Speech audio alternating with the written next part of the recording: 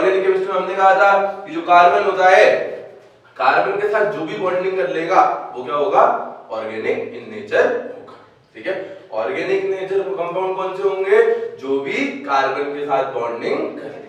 ठीक है, अच्छा बहुत पहले कौन सा क्लासिफिकेशन आया था, एक ने कल हमने पूछा था कि कौन होगा ऑर्गेनिक कंपाउंड, तो किसी ने बोला था हाइड्रोकार्बन, है ना। बस हाइड्रोकार्बन ही नहीं होते क्या ऑर्गेनिक कंपाउंड। हाइड्रोकार्बन मतलब होता क्या है, कार्बन और हाइड्रोजन, है ना। अच्छा, जितनी भी चीजें जो कार्बन के साथ क्या होती हैं, जुड़ी हुई होती हैं, सब क्या होती हैं, ऑर्गेनिक कंपाउंड। ठीक है, पक्का। जितने भी कार्बन के साथ जुड़ी हुई स्पीशीज होंगी सबकी सब ऑर्गेनिक कंपाउंड्स। ठीक है, अच्छा पहला पर पढ़ते हैं मीथेन CH4, एक हाइड्रोकार्बन है ना। अच्छा ये भी तो होता है ROR, ये भी एक ऑर्गेनिक कंपाउंड है। इसको 10th में हम किसके नाम से पढ़ते थे, ईथर, ईथर पढ़ते थे ना। ये R क्या हो सकता है, CH3, यहां भी लिख देते हैं CH3, है ना। देखो कार्बन से कौन जुड़ा है, अभी हाइड्रोजन भी जुड़ा है और कौन भी जुड़ा है, ऑक्सीजन भी जुड़ा है ना। तो जरूरी नहीं है कि कार्बन के साथ हमेशा हमेशा कौन ही जुड़ा हो, ऑक्सीजन ही जुड़ा हो। कार्बन के साथ नाइट्रोजन भी जुड़ता है ना, जुड़ता है भैया। तो क्या चीज, कार्बन के साथ जो भी चीज जुड़ेगी हम उसको एक्चुअली किसमें क्लासिफाई करेंगे, ऑर्गेनिक केमिस्ट्री में क्लासिफाई करेंगे। कार्बन के साथ जुड़ने वाली हर चीज, बस हाइड्रोजन नहीं। ठीक है, हाइड्रोजन के साथ बॉन्डिंग में कभी नहीं कहूंगा कि बस ऑर्गेनिक कंपाउंड को बनाएगी। ठीक है, कार्बन के साथ किसी की भी बॉन्डिंग क्या होगी, ऑर्गेनिक कंपाउंड का फॉर्मेशन करेगी। ठीक है, अच्छा आगे बढ़ते हैं। अच्छा हमने 10th में पढ़ा था कि कार्बन के 3 एलोट्रॉप्स होते हैं, पहला ग्रेफाइट, है ना, दूसरा, तीसरा। अच्छा ग्रेफाइट बहुत कमजोर होता है नेचर में, आराम से टूट जाता है, क्यों, क्यों, क्योंकि उसका हेक्सागोनल स्ट्रक्चर होता था और हेक्सागोनल स्ट्रक्चर बीच में से होलो होता था, है ना। तो वो क्या होता है, ब्रेक हो जाता है ना। ये हमने कल की क्लास में करा था, आपके नोट्स में अपडेटेड है ये चीज, है ना। हम अभी दोबारा भी देखेंगे एलोट्रॉप्स ऑफ कार्बन में भी कैसे हुआ है। ठीक है, दूसरा एलोट्रॉप था कार्बन, कार्बन होता है C कितने की चेन, नहीं कितने की चेन, कितने की, सॉरी डायमंड, डायमंड कितने की चेन, 4 की चेन, है ना। 4 से 4 जुड़े होते हैं, 4 से 4 जुड़े होते हैं, 4 से 4 जुड़े होते हैं। अच्छा अच्छा बकमिनिस्टर फुलेरिन, बोलिए बोलिए बोलिए, spherical in shape, football like shape होता है उसका, मतलब अगर मैं किसी को समझाना चाहूँ तो मैं बोलूंगा फुटबॉल के जैसा दिखता है। शेप कैसा होता है, स्फेरिकल ही होता है। ठीक है, शेप कोई तुमसे पूछे अगर तुमको लिखना है कहीं पे शेप, तो तुम फुटबॉल लाइक नहीं लिख के आओगे। 10th की कॉपी में लिखा जाता है फुटबॉल लाइक, तुमने लिखा भी होगा बोर्ड्स में। ठीक है, पर एक सटीक चीज बताऊंगा, प्रैक्टिकल कॉपी में आपको कभी लिखना है तो आप लिखेंगे क्या, स्फेरिकल शेप। ठीक है, फुटबॉल लाइक शेप, कोई शेप नहीं डिफाइन किया है मैथ्स ने अभी तक। ठीक है, तो क्या चीज, उज्जवल किसी दिन फुटबॉलर बन गए तो उनकी याद में हम जरूर बना देंगे क्या शेप, फुटबॉल लाइक शेप, किसका, बकमिनिस्टर फुलेरिन। ठीक है, अच्छा चलिए, बकमिनिस्टर फुलेरिन में कितने की चेन, C60 की चेन। C60 की चेन किसके पास होती है, बकमिनिस्टर फुलेरिन के पास, है ना। हम यहाँ पहुंचे थे, फिर हमने बोला था कार्बन मैक्सिमम कितनी बॉन्डिंग कर सकता है, 4, कार्बन 4 की बॉन्डिंग दिखा सकता है। कौन सी बॉन्डिंग दिखाएगा, कोवलेंट बॉन्डिंग दिखाएगा, है ना। कोवलेंट बॉन्डिंग में भी हमने पढ़ा था कि कार्बन कितने टाइप के बॉन्ड बनाता है, 2 टाइप के। चलिए हम सीधे halo alkane and hello arene शुरू नहीं कर रहे हैं, हम ऑर्गेनिक केमिस्ट्री शुरू कर रहे हैं। हम पहले बेसिक कर ले रहे हैं उसके। कहानी शुरू होती है किससे, कार्बन से, है ना। कार्बन और कार्बन के साथ जितनी जुड़ने वाली स्पीशीज सब मिलके क्या बनाएंगी, ऑर्गेनिक कंपाउंड को बनाएंगी। ठीक है, कार्बन के साथ बस हाइड्रोजन जुड़ा होता है, उस चीज को नहीं कहते ऑर्गेनिक कंपाउंड, है ना। कार्बन के साथ कोई भी स्पीशीज जुड़ सकती है और मैं सबको क्लासिफाई करूंगा किसके अंदर, ऑर्गेनिक केमिस्ट्री के। ठीक है, तो हम पढ़ते हैं कार्बन के बारे में। अच्छा कार्बन के कॉन्फ़िगरेशन कितना होता है, 6 कार्बन होता है। 6 कार्बन बोले तो 2, अच्छा, इसके वैलेंस शेल में कितने इलेक्ट्रॉन? 4। वैलेंस शेल क्या होता है? Outermost shell of an atom, है ना। अच्छा, तो वैलेंस इलेक्ट्रॉन कितने इस चीज में? 4 क्या है? वैलेंस इलेक्ट्रॉन है। कर्नल इलेक्ट्रॉन्स कितने हैं? 2। कर्नल इलेक्ट्रॉन्स क्या होते हैं? आउटर मोस्ट शेल से अंदर जितने भी शेल्स हैं सब क्या होते हैं? कर्नल शेल होते हैं, और उनके अंदर जो इलेक्ट्रॉन्स होंगे सब क्या होंगे? कर्नल इलेक्ट्रॉन्स होंगे। तो इसमें कर्नल इलेक्ट्रॉन या कोर इलेक्ट्रॉन बोलते हैं, कितने हैं? 2। ठीक है, ये चीज हम वैसे 11th में पढ़ के आते हैं, पर कोई बात नहीं, हम पढ़ रहे हैं, अभी भी हम सीखेंगे। हम ये कहना चाह रहे हैं कि लास्ट वाला जो शेल होगा वो कौन सा होगा? वैलेंस शेल होगा। उसके अंदर जितने भी शेल होंगे वो कौन से होंगे? कर्नल शेल या कोर शेल्स होते हैं। ठीक है, पक्का? तो वैलेंस इलेक्ट्रॉन कितने हैं? 4। अच्छा, हमने बोला कार्बन का कॉन्फ़िगरेशन कितना होता है? कितना होता है? ठीक है, इसमें वैलेंस इलेक्ट्रॉन कितने हैं? कितने हैं भैया? 4 है, दिख रहे हैं। लास्ट वाले शेल में कितने इलेक्ट्रॉन? ठीक। अच्छा, हमने एक और बात सीखी थी, हमने ये सीखा था valence shell is responsible for bond. Bonding के लिए कौन रिस्पॉन्सिबल? वैलेंस शेल रिस्पॉन्सिबल है ना। वैलेंस शेल की वजह से ही क्या होती है? बॉन्डिंग होती है। अच्छा, कार्बन कौन सा बॉन्ड बनाता है? सबको पता है, कोवैलेंट बॉन्ड बनाता है। ठीक है, पर कोवैलेंट बॉन्ड पे ही कहानी खत्म नहीं होती। कार्बन एक और बॉन्ड बना सकता है जिसको कहते हैं कौन सा? कोऑर्डिनेट बॉन्ड, है ना। कोऑर्डिनेट अभी सीखते हैं इसके बारे में। हमने बोला जिसको नोट करना है कर सकता है। कार्बन का एटॉमिक नंबर 6 होता है। हम ऑर्गेनिक केमिस्ट्री पढ़ रहे हैं, पूरी ऑर्गेनिक केमिस्ट्री कार्बन पे डिपेंड है, तो हम बोल रहे हैं कार्बन के बारे में पहले पढ़ ले रहे हैं, उसके बाद आगे बात करेंगे। ठीक है, अच्छा, कार्बन के वैलेंस शेल में कितने इलेक्ट्रॉन? 4 इलेक्ट्रॉन। वैलेंस शेल ही रिस्पॉन्सिबल होता है किसके लिए? अच्छा, और जो ये कार्बन होता है कौन सी बॉन्डिंग दिखाता है? Covalent bonding. कोवैलेंट, ठीक है, सबको आया? चलिए लिखिए। हमने बोला कार्बन कौन सी बॉन्डिंग करता है? जिसको समय लिख रहा है, लग रहा है लिखने में, वो अपनी वीडियो पॉज करे और उसके बाद लिख ले। ठीक है, चलिए हम पढ़ते हैं कितने टाइप के बॉन्ड बनाता है कार्बन? Types of bonds. क्या? कार्बन में, कार्बन में। तो जो हमने आज तक पढ़ा था, हम 10th में पढ़ के आए थे कि कार्बन कौन सा बॉन्ड बनाता है? कोवैलेंट। वो कोवैलेंट बॉन्ड तो बनाता है, पर उसके साथ एक और बॉन्ड बनाता है, कौन सा? कोऑर्डिनेट। ठीक है, तो कार्बन कितने बॉन्ड बनाता है? 2 बॉन्ड। एक होता है कोवैलेंट बॉन्ड, दूसरा होता है कोऑर्डिनेट बॉन्ड। अच्छा, कोवैलेंट बॉन्ड क्या होता है? कोवैलेंट बॉन्ड क्या होता होगा? कोवैलेंट बॉन्ड कब बनता है? जब क्या होती है? शेयरिंग ऑफ इलेक्ट्रॉन होता है। शेयरिंग ऑफ इलेक्ट्रॉन से कौन सा बॉन्ड बनता है? कोवैलेंट बॉन्ड बनता है। ठीक है, अच्छा, कैसे होती है शेयरिंग देख लेते हैं। कौन सा आइटम ले? CH4 ले लेते हैं। CH4 को क्या बोलते हैं? मीथेन, है ना। अच्छा, CH4, मैंने बोला CH4 का एग्जांपल बनाते हैं, CH4। अच्छा, देखिए, अच्छा, कौन सा शेल है रिस्पॉन्सिबल बॉन्डिंग के लिए? कौन सा? वैलेंस शेल है रिस्पॉन्सिबल बॉन्डिंग के लिए। तो मैं जितने भी इलेक्ट्रॉन बनाऊंगा किसके बनाऊंगा? वैलेंस शेल के ही बनाऊंगा। कार्बन के वैलेंस शेल में कितने इलेक्ट्रॉन अभी बताया था? देखिए 4। तो 1, ये 2, ये 3, ये 4। H4 है ना, तो देखिए एक हाइड्रोजन, दूसरा हाइड्रोजन, तीसरा हाइड्रोजन और, ठीक है। अच्छा, हमने बोला हाइड्रोजन के पास 1 इलेक्ट्रॉन था, इसके पास भी 1, इसके पास भी 1 और इसके पास भी 1। हाइड्रोजन ने 1 इलेक्ट्रॉन कहां से शेयर कर लिया? कार्बन से शेयर कर लिया। कितने ले लिए अपने पास? 2।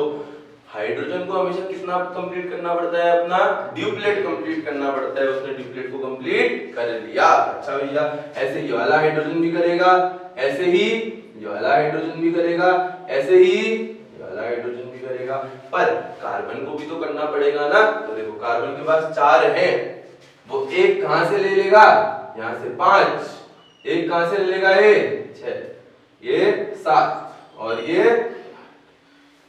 कार्बन के पास 8 हो गए, इसने अपना ऑक्टेट पूरा कर लिया।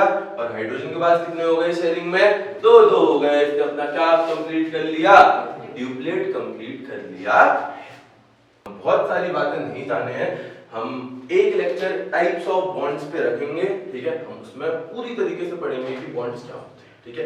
कल की जो आपकी क्लास होगी वो पूरी बॉन्डिंग पे होगी, लेके टाइप्स ऑफ बॉन्ड पढ़ेंगे हम, आयनिक बॉन्ड, कोवेलेंट बॉन्ड और कोऑर्डिनेट, ठीक है। हम थोड़ा थोड़ा समझाना चाह रहे हैं कि कोऑर्डिनेट बॉन्ड क्या होता है और क्या होता है, ठीक है। कौन सा बॉन्ड बनाता था, कोऑर्डिनेट बॉन्ड। कोऑर्डिनेट बॉन्ड का ही एक और नाम होता है, कौन सा, डेटिव बॉन्ड। क्या चीज, डेटिव बॉन्ड। ये डेटिव बॉन्ड के नाम से ज्यादा पूछा जाता है, ठीक है। कोऑर्डिनेट बॉन्ड से हमको समझ आ जाएगा। अच्छा, क्या होता होगा कोऑर्डिनेट बॉन्ड, क्या होता होगा कोऑर्डिनेट बॉन्ड। अच्छा, क्या होता है, क्या होता है, क्या होता है ना। तो हम आपको एक हिंट देते हैं, हम बोलते हैं ये भी एक टाइप का कोवेलेंट बॉन्ड ही होता है। मतलब जो कोऑर्डिनेट बॉन्ड होता है वो भी किसकी वजह से बन रहा होता है, शेयरिंग की वजह से ही बन रहा होता है। मैं पहले आपको एक एग्जांपल दे देता हूं, ठीक है, फिर हम कार्बन में लगाते हैं, ठीक है। अच्छा चलिए हम लेते हैं SO2, ठीक है। अच्छा, SO2 का स्ट्रक्चर बनाते हैं, SO2 का स्ट्रक्चर बनाते हैं। सल्फर के वैलेंस शेल में कितने इलेक्ट्रॉन, सल्फर कितना होता है, 16 होता है, तो 2, 8, 6। इसकी लास्ट शेल में कितने इलेक्ट्रॉन है, 6, तो वैलेंस शेल में कितने होंगे, 6 होंगे। अच्छा, बनाते हैं 6, 1 2 3 4 5 6। कितने ऑक्सीजन है, 2 ऑक्सीजन, एक ऑक्सीजन यहाँ, एक ऑक्सीजन यहाँ। ऑक्सीजन की वैलेंस शेल में कितने इलेक्ट्रॉन होते हैं, कितने होते हैं, कितने होते हैं, कितने होते हैं, 6 होते हैं। ऑक्सीजन कितना होता है, 8 होता है ना, तो 2, 6, तो लास्ट वाले शेल में कितने, 6। अच्छा भैया, इसके बाद भी कितने इलेक्ट्रॉन है, 6 इलेक्ट्रॉन है ना। इसको आगे बना लेते हैं। अच्छा, तो इस वाले के पास भी कितने होंगे, 6 होंगे, है ना। अच्छा, गौर से देखना, इस ऑक्सीजन के पास कितने हैं, 6। ऑक्टेट रूल को स्टेबल, इसको स्टेबल बनने के लिए ऑक्टेट रूल फॉलो करना पड़ेगा, मतलब कितने बनाने पड़ेंगे, 8 बनाने पड़ेंगे। इसके पास 6 पहले से हैं, खुद के कितने लेगा, 2 लेगा। किससे लेगा, इससे ले लेगा। इससे क्या कर लेगा, ये शेयरिंग कर लेगा, है ना, कर लेगा। अच्छा, शेयरिंग कर ली। अच्छा, देखो सल्फर के पास कितने हैं, चलो इस वाले ऑक्सीजन के पास भी क्या थे, 6 है, तो 2 ये भी ले सकता है, ठीक है, 2 इसने भी ले लिए। अच्छा, इस सल्फर के पास भी कितने हैं, कितने हैं, 6 है ना। इस सल्फर के पास भी कितने हैं, 6 है भैया, है ना। अच्छा, देखो 6 है, कितने चाहिए और ऑक्टेट रूल को स्टेबल करने के लिए, कितने चाहिए, 2 चाहिए। अच्छा, इससे लेगा या इससे लेगा, इसी से भी ले सकता है ना। मैं क्या करता हूं, ये सल्फर इसके पास 6 थे, इसने इससे क्या कर लिए, 2 इलेक्ट्रॉन शेयर कर लिए, है ना। अब इसने 2 करे हैं शेयर, तो ये भी तो 2 शेयर करेगा यार। पर ना इसने एक ही साइड पूरी शेयरिंग करके क्या कर लिया, अपने आप को स्टेबल बना दिया। क्या सल्फर ने इसके साथ शेयरिंग करी, नहीं। ऑक्सीजन ने तो, दोनों ऑक्सीजनों ने सल्फर के साथ शेयरिंग करी थी, है ना, पर सल्फर ने बस एक ही ऑक्सीजन के साथ शेयरिंग करी और क्या कर लिया, पूरा का पूरा बॉन्ड बना लिया। अच्छा, क्या यहाँ कंप्लीट शेयरिंग हुई दोनों स्पीशीज की, नहीं। ऑक्सीजन ने शेयर किया, ठीक है, पर सल्फर ने क्या इससे शेयर किया, नहीं। तो क्या चीज, अभी कंप्लीट शेयरिंग नहीं हुई है इलेक्ट्रॉन्स की, तो क्या होता है, ये बॉन्ड क्या होता है, कमजोर होता है। किस वाले से, इस वाले से। क्यों होगा कमजोर, देखो यहाँ बोथ साइड शेयरिंग है, सल्फर ने भी शेयर किए हैं और ऑक्सीजन ने भी शेयर किए हैं, जबकि यहाँ बस किसने शेयर किए हैं, ऑक्सीजन ने शेयर किए हैं। इसमें से ऑक्सीजन ने ले रखे हैं इससे इलेक्ट्रॉन उधर, पर सल्फर ने तो नहीं लिए, सल्फर का तो पूरा हो गया एक ही साइड से, है ना। अगर मैं बॉन्ड बनाना चाहूं तो कैसा बनेगा, देखो sulphur double bond oxygen. Double bond क्यों लगाया, एक बॉन्ड तब लगता है जब कितने इलेक्ट्रॉन शेयर हो रहे होते हैं, दो, है ना। डबल बॉन्ड कब लगता है जब कितने इलेक्ट्रॉन शेयर हो रहे हो, चार। ट्रिपल बॉन्ड कब लगता है जब 6 इलेक्ट्रॉन शेयर हो रहे होते हैं। देखो 1 2 3 4, 1 2 3 4, है ना, 4 इलेक्ट्रॉन शेयर हो रहे हैं, तो कौन सा बॉन्ड लगाया, डबल। तो कितना बन गया, S डबल बॉन्ड O। अच्छा भैया यहां भी तो एक O था ना, यहां भी तो एक O था ना, कितना बॉन्ड बनाऊं, सिंगल बॉन्ड बनाऊं, सच में पक्का, ठीक है भैया सिंगल बॉन्ड बनाते हैं। क्या कंप्लीट शेयरिंग हुई है तो बॉन्ड कैसे दिखा सकते हो, अगर एक इसका इलेक्ट्रॉन और एक इसका इलेक्ट्रॉन शेयर हो रहा था तो बॉन्ड आता, है ना। क्या बॉन्ड आएगा इसके बीच में, यहां पे आएगा कोऑर्डिनेट बॉन्ड। तो कोऑर्डिनेट बॉन्ड दिखाते कैसे हैं, कोऑर्डिनेट बॉन्ड दिखाते कैसे हैं, ऐसे। ये बता क्या रहा होता है, देखो ऑक्सीजन तूने सल्फर से कितने इलेक्ट्रॉन लिए हैं, दो। देखो सल्फर से एरो कहां को बनाया है, ऑक्सीजन की तरफ को, मतलब सल्फर के पास कितने, 2 इलेक्ट्रॉन थे जो ऑक्सीजन ने क्या कर रखे हैं, शेयर कर, है ना। तो देखो यहाँ पे बन रहा है कोऑर्डिनेट बॉन्ड और यहाँ पे बन रहा है कोवैलेंट बॉन्ड, वो भी डबल बॉन्ड, है ना। और यहाँ पे कौन सा बॉन्ड, यहाँ पे कोऑर्डिनेट, है ना। अच्छा कोऑर्डिनेट बॉन्ड आया भैया, तो ये कोऑर्डिनेट बॉन्ड मजबूत होता होगा या बहुत ज्यादा वीक होता होगा, मतलब स्ट्रांग होता होगा या वीक होता होगा, वीक होता होगा, किससे, कोवैलेंट वाले से, है ना। क्यों क्यों है ये वीक, क्योंकि कोवैलेंट बॉन्ड बनने टाइम, सॉरी कोऑर्डिनेट बॉन्ड बनते टाइम दोनों साइड की शेयरिंग नहीं हुई है। देखो ऑक्सीजन ने तो इससे शेयर करे हैं पर सल्फर ने इससे शेयर नहीं करे है ना। तो क्या गड़बड़ क्या हुई कि इसने तो शेयरिंग नहीं करी पर ऑक्सीजन ने इससे शेयरिंग करी, है ना। तो एक ही साइड की शेयरिंग हुई है, और जब भी बस एक साइड की शेयरिंग होगी तो कौन सा बॉन्ड बनेगा, कोऑर्डिनेट बॉन्ड बनेगा। तो मैंने क्या सीखा, कोऑर्डिनेट बॉन्ड क्या होता है, मेरे ख्याल से सब समझ गए होंगे हम क्या कहना चाह रहे हैं। देखो इस साइड पूरी शेयरिंग हुई थी दोनों स्पीशीज के बीच, तो कौन सा बॉन्ड बन गया, कोवैलेंट बॉन्ड। इस साइड सल्फर ने तो नहीं लिए ऑक्सीजन से इलेक्ट्रॉन, पर ऑक्सीजन ने लिए थे। कितने साइड की शेयरिंग हुई, एक स्पीशीज की शेयरिंग हुई, एक ही स्पीशीज ने क्या करे, इससे इलेक्ट्रॉन शेयर करे, तो कौन सा बॉन्ड आ गया, कोऑर्डिनेट बॉन्ड आ गया। समझ गए, ठीक, गुड। लिखिए हमने SO2 का एग्जांपल लेगा, हमने कोऑर्डिनेट बॉन्ड समझ लिया है। मैंने बोला था कार्बन भी क्या करता है, कोऑर्डिनेट बॉन्ड बनाता है, कार्बन भी कोऑर्डिनेट बॉन्ड बनाता है। कैसे देखते हैं। अगर जिसको समझ नहीं आएगा कार्बन में, क्योंकि कार्बन अपने चार्जेस के साथ क्या बनाता है, कोऑर्डिनेट बॉन्ड बनाता है, तो कल की क्लास पूरी टाइप्स ऑफ बॉन्ड पे ही है, ठीक है। हम आपको ये इसलिए पढ़ा रहे हैं कि आपको पीछे की चीजों में कुछ कंफ्यूजन ना हो और आप आराम से कोप अप कर लें आगे की चीज, ठीक है। चलिए देखते हैं। मैंने बोला कोऑर्डिनेट बॉन्ड जो होता है वो डेटिव बॉन्ड भी बोलते हैं उसको, ठीक है। उसका खाली पर्याय है या नाम है डेटिव बॉन्ड। हम बोल रहे हैं कि क्या चीज, कार्बन कोऑर्डिनेट बॉन्ड बनाता है, हमने लिखा है कॉपी में। अच्छा कैसे बनाता है, एक एग्जांपल ले लेते हैं। CO3 2 नेगेटिव होता है, सबने सुना है CO3 2 नेगेटिव होता है। अच्छा एक तो इसको बनाने का तरीका क्या है, C कितने बॉन्ड, है ना। अच्छा ऐसे करता हूं, कितने ऑक्सीजन है, 3 ऑक्सीजन, तो 1 ऑक्सीजन 2 ऑक्सीजन और कितना ऑक्सीजन, 3। चलिए ऊपर से ही बना लेते हैं साफ साफ, यहां पे दिखेगा भी नहीं किसी को। चलिए CO3 2 नेगेटिव, कार्बन 1 2 यहाँ 3 यहाँ।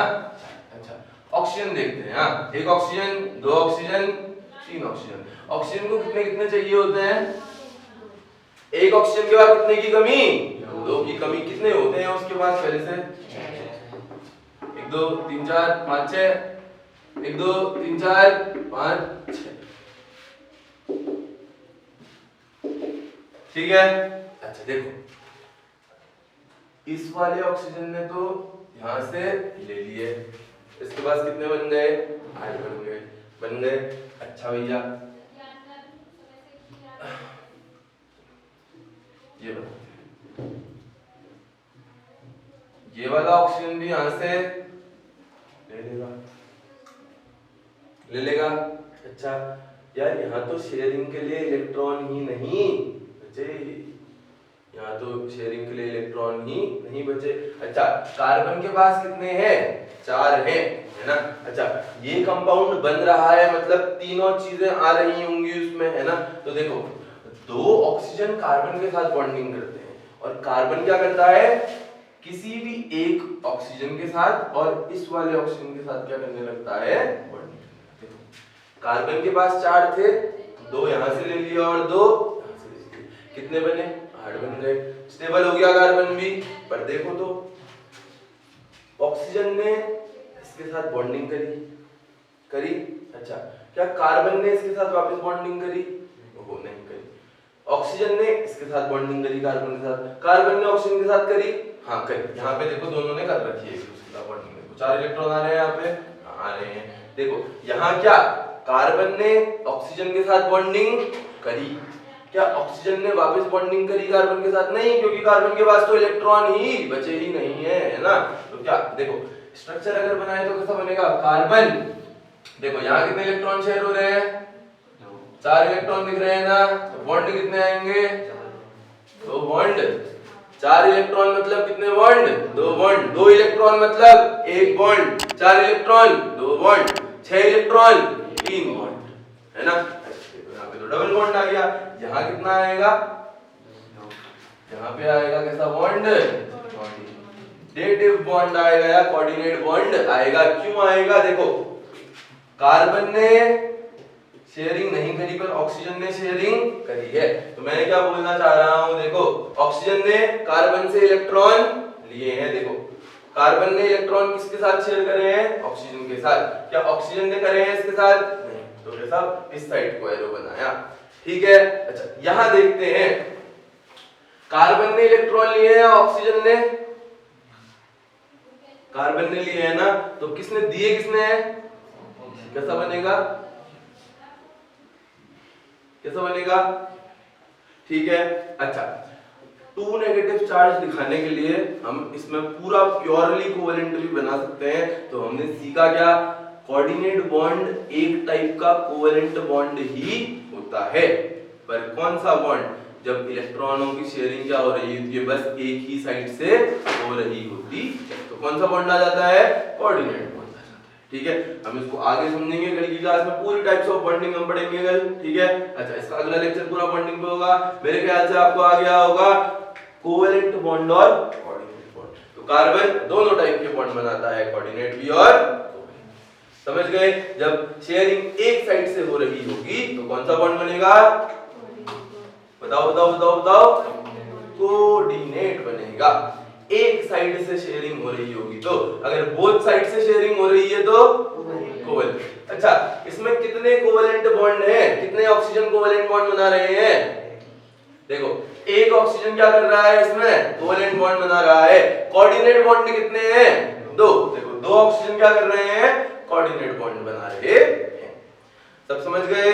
पक्का? चलिए 2 टाइप के बॉन्ड्स बनाता है। एक तो क्लासिफिकेशन क्या था? कोऑर्डिनेट और कोवेलेंट की टाइप्स ऑफ बॉन्ड कैसे बनाता है। एक और टाइप से वो बॉन्डिंग करता है, या फिर एक और टाइप के कंपाउंड बनाता है, या फिर क्या चीज? Name of the compounds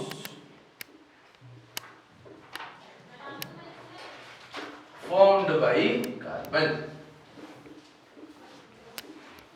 voice सबको क्लियर होगी? लिखने में जो भी आ रहा है, ठीक है। हम थोड़ा शॉर्ट लिख रहे हैं बोर्ड में, सबको समझ आ रहा होगा। अच्छा एक ये बनाता है कौन से? सैचुरेटेड। एक बनाता है अनसैचुरेटेड। एक बनाता है कौन से? सैचुरेटेड। दूसरे बनाता है कैसे? अनसैचुरेटेड। हमने बोला 2 टाइप से मैं और क्लासिफिकेशन कर सकता हूं, या एक टाइप से मैं और क्लासिफिकेशन करता हूं। एक तो मैंने कहा टाइप्स ऑफ बॉन्ड, कार्बन कितने बॉन्ड बनाता है? कोऑर्डिनेट और कोवेलेंट। दूसरा क्लासिफिकेशन मैंने किया सैचुरेटेड और अनसैचुरेटेड, है है ना, ये सैचुरेटेड भी बनाता है और अनसैचुरेटेड भी बनाता है। अच्छा भैया ऐसा है, सैचुरेटेड मतलब क्या बोलना चाह रहा है? सैचुरेटेड मतलब मैं ये बोलना चाह रहा हूँ कि कार्बन सिंगल बॉन्ड बनाता है ना। अच्छा, अनसैचुरेटेड का मतलब मैं बोलना चाह रहा हूँ कि कार्बन डबल बॉन्ड और ट्रिपल बॉन्ड भी बनाता है। कार्बन सिंगल बॉन्ड बनाता है, डबल बॉन्ड और ट्रिपल बॉन्ड भी बनाता है। अच्छा, तो जब भी सैचुरेटेड वर्ड आएगा इसका मतलब क्या होगा? सिंगल बॉन्ड फॉर्मिंग कंपाउंड, है ना। अच्छा, जब भी अनसैचुरेटेड आएगा तो क्या लिखूंगा? Double and triple bond forming compounds ना। Double bond and triple bond forming compounds क्या हो जाएंगे? Unsaturated compound. तो आपके पास जब भी अनसैचुरेटेड सॉल्यूशन लिखा हुआ आएगा, एक चैप्टर है आपका सॉल्यूशंस भी है ना एक चैप्टर, तो वहां पे जब भी लिखा हुआ आएगा कि क्या चीज अनसैचुरेटेड सॉल्यूशन है, इसमें ये मिलाया तो समझ जाना वो डबल बॉन्ड कंटेनिंग या ट्रिपल बॉन्ड कंटेनिंग स्पीशीज होती होगी, है ना। और सैचुरेटेड सॉल्यूशन आता है मतलब क्या होगा? पूरा का पूरा सिंगल बॉन्ड वाली स्पीशीज होगी। सबको समझ आ गया? देखते हैं फिर। हमने बोला सैचुरेटेड, अनसैचुरेटेड क्या होंगे? डबल बॉन्ड और ट्रिपल बॉन्ड। सैचुरेटेड क्या होंगे? सिंगल बॉन्ड होंगे। अच्छा, जब भी सैचुरेटेड लिखा जाएगा तो इसके लिए नोमेनक्लेचर आएगा एन। जब भी सैचुरेटेड बोलूंगा तो वर्ड क्या आएगा? उसके पीछे प्रीफिक्स क्या आएगा? एन। जब भी अनसैचुरेटेड बोलूंगा तो डबल बॉन्ड के लिए आता है क्या चीज? इन, है ना। और ट्रिपल बॉन्ड के लिए आता है क्या? आई, YNE, आई। ठीक है, तो क्या चीज? सिंगल बॉन्ड के लिए एन, डबल बॉन्ड के लिए इन और ट्रिपल बॉन्ड के लिए, ठीक है। चलिए हम कंपाउंड्स बनाना शुरू करते हैं। आपने 10th में जो बेसिक चैप्टर पढ़ा होता है वो पूरा हाइड्रोकार्बन्स पढ़ा होता है ना। तो हम हाइड्रोकार्बन्स बनाना शुरू करते हैं। तो एक छोटा सा टॉपिक डाल रहे हैं, एक्चुअली हम 10th के ना नोट्स बना रहे हैं, छोटे छोटे क्रिस्प जो हमारे काम आएंगे यहाँ, ठीक है। अच्छा, फॉर्मूलाज फॉर हाइड्रोकार्बन, है ना। अच्छा, अगर कोई स्पीशीज क्या होगी? एन वाली होगी। एन वाली मतलब कैसा बॉन्ड होता होगा? सिंगल बॉन्ड होता होगा। अगर कोई स्पीशीज क्या होती होगी? एन वाली होती होगी, बोले तो सिंगल बॉन्ड होता होगा। तो फॉर्मूला क्या होता है उसके लिए? CnH2n प्लस H2n प्लस 2, है ना। अच्छा, बना के देख लेते हैं। कुछ भी n लेते हैं, कुछ भी बताओ, n की कुछ वैल्यू बताओ। चलो 1 रखते हैं। n की जगह 1 रखा तो कितना? C बन गया, C1 और H। फिर n की जगह दोबारा 1 रखो तो 2 बन जा 2 प्लस 2 4। तो कितना बन गया कंपाउंड? CH4। CH4 एग्जिस्ट करता है या नहीं? हाँ भैया करता है, हम सही जा रहे हैं। इसका स्ट्रक्चर देखते हैं। Carbon, hydrogen, hydrogen, hydrogen. देखो चारों कैसे बॉन्ड आए? सिंगल बॉन्ड आए। अच्छा, एक और देख लेते हैं। C की जगह कितना रखते हैं? 2। तो कार्बन कितने हो गए? 2। हाइड्रोजन कितने हो जाएंगे? 2 2 जा 4 प्लस 2 6। तो क्या बन गया फॉर्मूला? C2H6। बना लेते हैं इसको भी। कार्बन, कार्बन तो 1 2 3 हाइड्रोजन 5 6, ये देखो पूरे के पूरे क्या है? सिंगल बॉन्ड वाले आए। हमने ये सीखा कि फॉर्मूला हाइड्रोकार्बन के लिए क्या होता है? हाइड्रोकार्बन ऐसे स्पीशीज होती हैं जिनमें बस हाइड्रोजन और क्या हो? कार्बन, ठीक है। दो स्पीशीज हाइड्रोजन और कार्बन, ठीक है। अच्छा, अभी हम पढ़ रहे थे सैचुरेटेड कंपाउंड्स, बोले तो एन, सिंगल बॉन्ड वाले। अब हम पढ़ते हैं कौन से? अनसैचुरेटेड, बोले तो डबल बॉन्ड और ट्रिपल बॉन्ड वाले। डबल बॉन्ड वाला देखते हैं। डबल बॉन्ड बोले तो कौन सी स्पीशीज? इन वाली। मैं कभी भी नाम लिखूंगा उसके पीछे क्या लगाऊंगा? इन लगाऊंगा। अभी हम नोमेनक्लेचर सीखेंगे, उसमें हम पूरा सीखेंगे किसमें क्या लगाना है, ठीक है। अच्छा देखिए, हमने बोला इतना इतना है, तो हम क्या करते हैं? डबल बॉन्ड वाली स्पीशीज को देखते हैं कैसे लिख सकते हैं, ठीक है। इसके लिए फॉर्मूला क्या होता है? CnH2n। CnH2n। एक एग्जांपल बना लेते हैं। अच्छा बताइए, 2 रख दूं, ठीक है। n की जगह 2 रखा, कार्बन कितने हो गए? 2 हो गए। तो हाइड्रोजन कितने हो जाएंगे? 2 2 जा 4।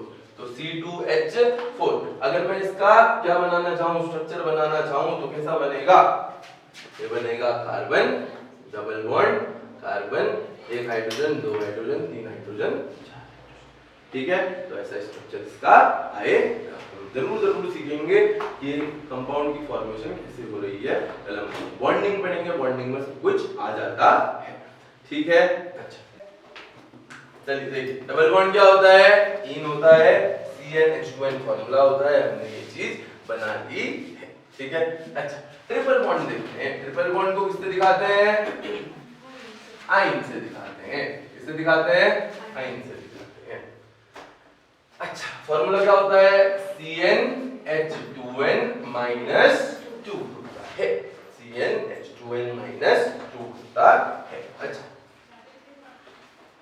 बना के देखते हैं। n की जगह कितना रख देते हैं? चलिए इस बार 3 रख देते हैं, तो कितना हो जाएगा? हाइड्रोजन कितने हो जाएंगे बताइए? हाइड्रोजन कितने? 3 2 जा 6, 6 - 2 4, तो कितना? C3H4। ठीक है, अगर मैं इसको बना के दिखाऊं तो हम बना भी सकते हैं इसको आराम से। ये कैसे बनेगा? कार्बन कार्बन कार्बन, कितने हाइड्रोजन है? 4 हाइड्रोजन। हो गड़बड़ हो गई, गड़बड़ हो गई। अब क्या करें? यहाँ लगा देते हैं ट्रिपल बॉन्ड, है ना? कैसे करना है? ठीक है, चलिए ये कल मैं बताना बता दूंगा, हाँ कि कैसे आता है। ठीक है, ऐसे ऐसे करके एक एक बॉन्ड खिसकाना पड़ता है आज। ठीक है, अच्छा फिर हमने ये सीख लिया, हमने आइन सीख लिया, एन सीख लिया, आइन सीख लिया, सब सीख लिया है हमने। अच्छा क्या और कुछ है 10th में ऐसा जो बचा है? और क्या क्या पढ़ा था आपने? इसी जमाने में पढ़ा था, याद होगा आपको। हमने वहां पढ़ा था नोमेनक्लेचर। हमने वहां पढ़ा था क्या? नोमेनक्लेचर ऑफ कंपाउंड्स, है ना? या फिर नेमिंग ऑफ कंपाउंड्स भी एक टॉपिक था जो हमने पढ़ा था, है ना? नेमिंग ऑफ कंपाउंड आप किसी भी क्लास में पढ़ो, हर क्लास में क्या होती है? सेम ही होती है। ठीक है, वहां छोटी बताई जाती है, यहाँ पूरी सी बड़ी सी बताई जाती है। तो नोमेनक्लेचर हम यही करेंगे जब क्लास शुरू हो जाएगी। क्लास शुरू ही है, थोड़ा सा क्या हम प्रीवियस देख रहे हैं, मतलब बेसिक्स देख रहे हैं। ठीक है, अच्छा चलिए थोड़ी सी बात करते हैं कंपाउंड्स की। थोड़ी सी बात करते हैं कंपाउंड्स की। यहाँ ना कार्बन के साथ बहुत सारी अलग अलग स्पीशीज जुड़ती हैं हाइड्रोजन के अलावा। हाइड्रोजन के अलावा भी क्या होती हैं? बहुत सारी स्पीशीज जुड़ती हैं, वो भी ऑर्गेनिक कहलाती हैं। हमने पहले ही आपको बताया था, है ना? तो कौन कौन सी स्पीशीज होती हैं? जैसे नाइट्रोजन होती है, कार्बन के साथ जुड़ती है। ऑक्सीजन होती है, कार्बन के साथ जुड़ती है। मतलब क्या क्या जुड़ सकता है हाइड्रोकार्बन के साथ? हाइड्रोकार्बन मतलब C और H, है ना?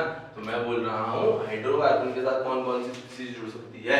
कार्बन हाइड्रोजन प्लस नाइट्रोजन जुड़ सकता है, कार्बन हाइड्रोजन प्लस ऑक्सीजन जुड़ सकता है, और हेलोजन जुड़ सकता है। हेलोजन कौन सा ग्रुप होता है? ग्रुप नंबर 17 होता है। अच्छा टॉपिक डालिए फंक्शनल ग्रुप। ठीक है, हमने 10th में जितने फंक्शनल ग्रुप सीखे हम वो सब लिखेंगे, हम उसमें कुछ कुछ जोड़ के भी लिखेंगे फंक्शनल ग्रुप में। ठीक है, चलिए डालिए फंक्शनल। चलो पहला लिखते हैं क्या चीज? हेलोजन्स। हेलोजन भी क्या होता है? क्या होता है? फंक्शनल ग्रुप होता है। हेलोजन कौन कौन से होते हैं? हेलोजन कौन कौन से होते हैं बताओ? Chlorine, chlorine, bromine, iodine. अगर मैं इनके एटॉमिक नंबर की बात करूं तो कितना कितना? 9 17 30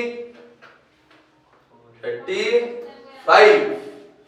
आयोडीन का 53 होता है, 53 होता है ना? आप लास्ट वाले ग्रुप से एक एक कम करते रहिए और आपको इसके मिल जाएगा। दोबारा बोल रहे हैं, फ्लोरीन का होता है 9, क्लोरीन का होता है, ब्रोमीन का होता है, आयोडीन का होता है 53। बात करते हैं, मैं ये बताना चाह रहा हूं कार्बन हाइड्रोजन जुड़ते हैं आपस में, उसको क्या बोलते हैं? हाइड्रोकार्बन। हाइड्रोकार्बन के साथ भी बहुत सारी स्पीशीज जुड़ती हैं और उनको एक्चुअली हम क्या कह देते हैं? फंक्शनल ग्रुप कह देते हैं। तो मैं क्या बोलूंगा? What is functional group? अगर कभी आ जाए, वैसे तो बहुत बच्चों वाला सवाल है, पर आ गया तो क्या कह सकते हैं? Are known as functional groups, है ना? जो भी स्पीशीज किसके साथ जुड़ी होगी? हाइड्रोकार्बन के साथ अटैच्ड होगी, उसको मैं क्या कह दूंगा? फंक्शनल ग्रुप कह दूंगा। ठीक है, तो चलिए पहला क्या जुड़ा? हेलोजन्स जुड़े। ठीक है, अच्छा दूसरा होता है OH। इसको बोलते हैं क्या चीज? अल्कोहल का ग्रुप। इसका ग्रुप अल्कोहल, अल्कोहल क्या OH नेगेटिव, है ना। अच्छा, एक होता है फिनॉल, है ना। फिनॉल बोल देते हैं जब बेंजीन के ऊपर पे लगता है। चलो फिनॉल भी देख लो। फिनॉल, फिनॉल क्या होता है जब बेंजीन के ऊपर पे क्या लग जाता है, फंक्शनल ग्रुप लग जाता है। बेंजीन के ऊपर पे अगर OH होगा तो उस चीज को क्या बोल दूंगा, फिनॉल बोल दूंगा, ठीक है। अच्छा, एक और फंक्शनल ग्रुप आता है ईथर, है ना। ईथर, ईथर क्या होता है जब क्या हो, ROR, ये R होता है इसके लिए हाइड्रोकार्बन, ठीक है। R होता है किसके लिए, एल्काइल ग्रुप बोलते हैं, अभी हम सीखेंगे एल्काइल ग्रुप क्या होता है, अराइल ग्रुप क्या होता है, ये सब। R किसके लिए होता है, हाइड्रोकार्बन के लिए होता है। आप इतना समझिए, यहाँ पे CH3 C2H6 ऐसी वाली चीजें आने वाली हैं, C2H5, यहाँ भी C2H5, यहाँ CH3, यहाँ भी CH3 ऐसी चीजें आने वाली है। देखिए इन दोनों के बीच में क्या है, एक ऑक्सीजन है ना। ले देखिए क्या हमने ये सीखा, जब दो हाइड्रोकार्बन के या दो एल्काइल चीजों के बीच में, एल्काइल स्पीशीज के बीच में एक ऑक्सीजन हो तो उस ग्रुप को क्या कहते हैं, ईथर कहते हैं। देखो हाइड्रोकार्बन के साथ एक अलग स्पीशीज जुड़ी है, क्या होगा, फंक्शनल ग्रुप। तो फंक्शनल ग्रुप क्या होता है, एक ऐसी स्पीशीज जो हाइड्रोकार्बन के साथ अटैच्ड होगी। अच्छा चलो एक और देखते हैं, NO2, है ना। तो NO2 भी किसके साथ जुड़ा हुआ होता है, हाइड्रोकार्बन के साथ जुड़ सकता है। इसको बोलते हैं क्या चीज, नाइट्राइड। क्या बोलते हैं, नाइट्राइड बोलते हैं। चलिए अगला ग्रुप देखते हैं, अगला ग्रुप कौन सा,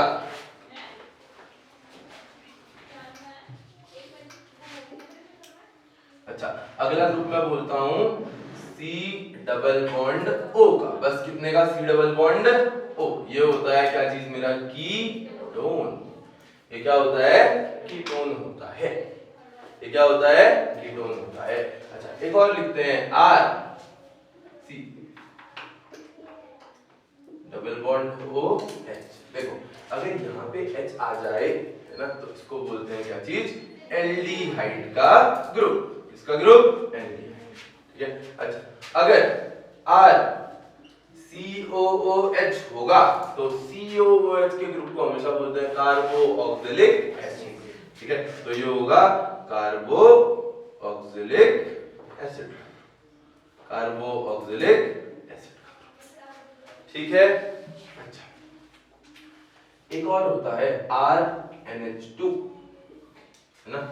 R बोले तो हाइड्रोकार्बन या एल्काइल स्पीशीज, उसके साथ क्या जुड़ा है, NH2।